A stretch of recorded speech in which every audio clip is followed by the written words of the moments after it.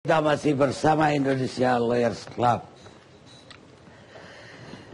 Ada yang menduga, bukan menuduh, bahwa ini idenya PDIP, titipan PDIP, agar calon PDIP disebut, ini agak terbalik juga, disebut itu bukan tentara atau polisi, tapi Jarod.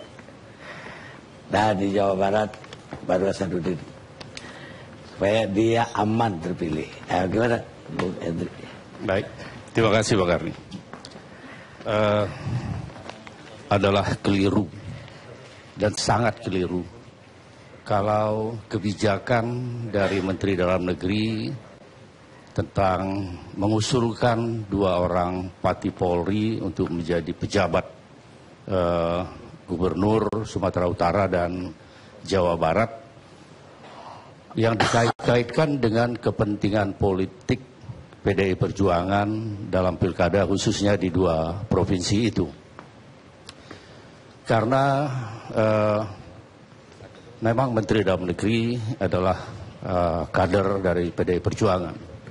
Tapi untuk diketahui bahwa hal itu adalah kebijakan murni dari Pak Menteri Dalam Negeri selaku pejabat pemerintah, dan sama sekali tidak pernah dikonsultasikan kepada DPP PDI Perjuangan.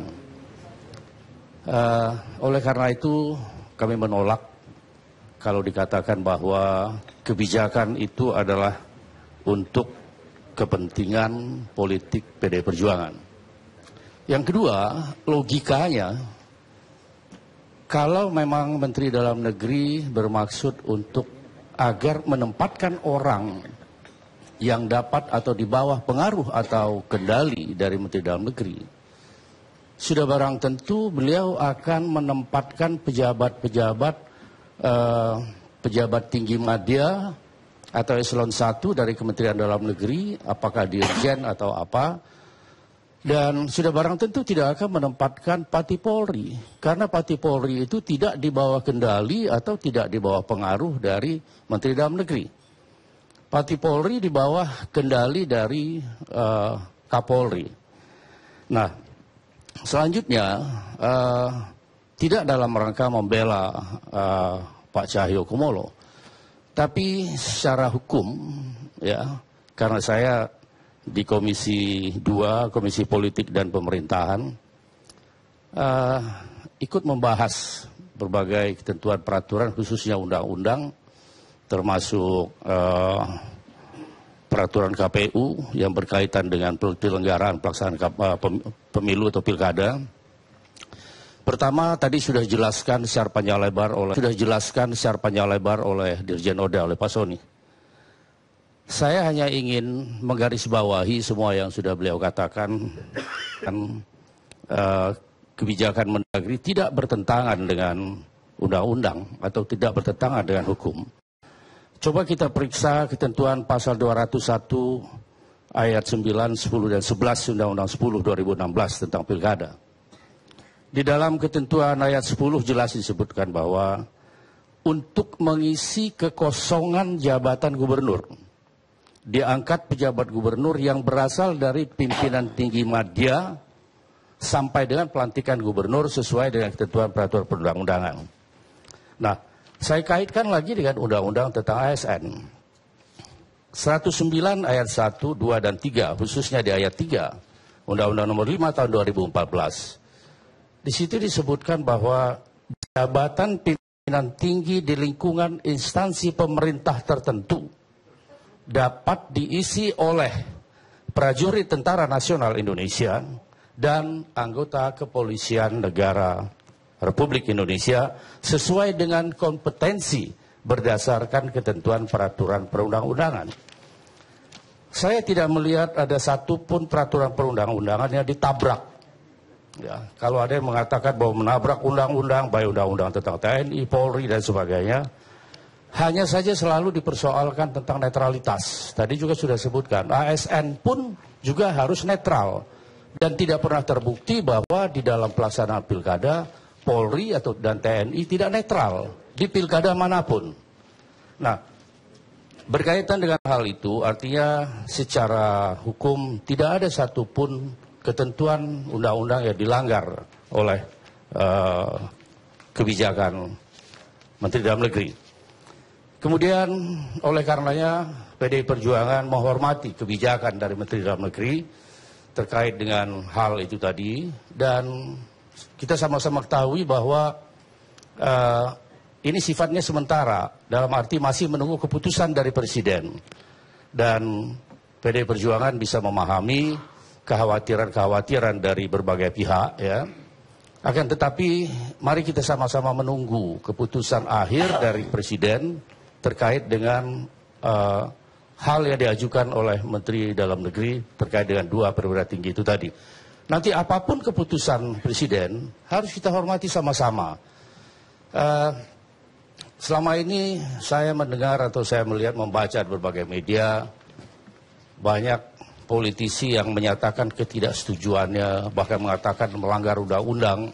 Harapan saya bagi partai politik yang menganggap atau mempunyai suatu penilaian bahwa kebijakan itu bertentangan dengan undang-undang, semua ada jalurnya. Sebaiknya partai politik yang bersangkutan memerintahkan kepada fraksinya, kemudian fraksi memerintahkan kepada Kapoksi dalam hal ini Kapoksi 2, ya, untuk memanggil Menteri Dalam Negeri, untuk meminta penjelasan dari Menteri Dalam Negeri terkait hal dimaksud. Jadi yang membuat gaduh ini justru pihak-pihak lain. Sebetulnya tidak ada kegaduhan. Tadi seperti dikatakan oleh Pak Fadlizon, ini adalah suatu kemunduran demokrasi, ini adalah membuat kegaduhan baru. Saya lihat tidak ada kegaduhan, ya, karena semua berjalan. Juga hal ini bukan hal yang baru, tapi sudah ada presiden hukum sebelumnya. Kita melihat di era Pak SBY misalnya. Pada saat itu ada Pak PJ Gubernur Jawa Timur. Kalau saya tidak salah. Ya, namanya Mayor Jenderal TNI H. Setia Purwaka, yang ditunjuk sebagai Gubernur Jawa Timur, pejabat Gubernur Jawa Timur pada periode 2008-2019. Kemudian tadi sudah disebutkan, Irjen Polisi Dr. Andes Carlo Brixteu. Tidak ada masalah, tidak ada keberpihakan, tidak ada ketidaknetralan. Terbukti pilkada di sana berjalan dengan baik sebagaimana ditentukan oleh undang-undang. Jadi saya tidak akan memperpanjang hal-hal lain yang justru nanti menimbulkan perdebatan-perdebatan yang tidak semestinya, begitu Pak Kari. Terima kasih. Assalamualaikum warahmatullahi wabarakatuh. Tadi ada menyebut 2 presiden, ya. Ada Carlo Teu, ada Jawa Timur. Terus menurut Anda kenapa sekarang ribut? Ada 2 lagi kalau saya tidak saya lupa, ya. Tapi yang pasti bahwa dengan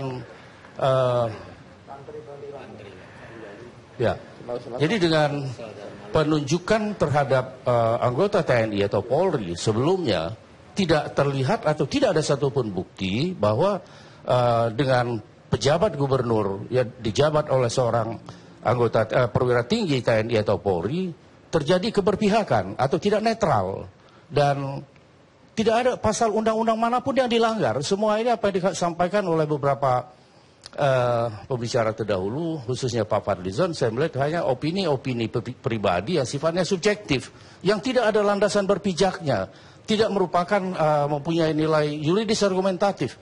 Tapi kalau apa disampaikan oleh Pak Sony, yang kemudian tadi saya garis bawahi, itu adalah dasar hukum. Kita bicara hukum di sini. Namanya pun Indonesia Lawyers Club. Jadi para ahli hukum yang berkumpul ditambah praktisi-praktisi lain, kita membahas dari sisi hukumnya. Kalaupun ada sisi lain adalah sisi politiknya. Nah, kalau sisi politik dikaitkan dengan kepentingan politik PDI Perjuangan, sudah saya sampaikan tadi secara gamblang. Baik, apa Balik? Saya ingin menambahkan saja Pak Karni, sedikit aja. Pertama, kalau soal hukum saya sudah menyampaikan tadi beberapa argumentasi, saya kira sudah cukup kuat. Tapi persoalan juga masa jabatan, kita periksa ya. Masa jabatan Gubernur Jawa Barat itu akan berakhir 13 Juni 2018. Masa jabatan Gubernur Sumatera Utara akan berakhir 17 Juni 2018. Sementara pilkadanya itu adalah 27 Juni, ya kan? Tidak ada urgensi yang terlalu besar di sini untuk mengganti menjadi PLT. Biarkan saja Pak Aher tambahkan misalnya 2 minggu. Begitu juga dengan pejabat gubernur yang sekarang di Sumatera Utara, 17 Juni akan berakhir, berarti tinggal 10 hari dari masa pilkada. Ya, mungkin kalau mau berakhir ya pada saat itu di apa namanya di PLT kan ya bisa, tetapi itu tinggal beberapa hari saja, ibaratnya seperti itu. Jadi menurut saya itu dari hal yang teknis. Di samping tadi argumentasi yang saya kira menimbulkan satu kontroversi, ini kan jelas berarti ada masalah di situ. Ya, tapi kalau itu Bang Karni, saya perlu jelaskan. Kalau kita bicara hukum, ada dasar hukumnya. Tunggu dulu. Kalau itu jawabannya, gubernur itu kalau habis masa jabatan tidak ada opsi diperpanjang, Pak. Ya, maksud saya ini kan masih berbicara bulan Juni, ya. Kalaupun diperpanjang itu bulan Juni tinggal berapa hari? 2 minggu. Tidak ada misalnya alasan kekurangan SDM dari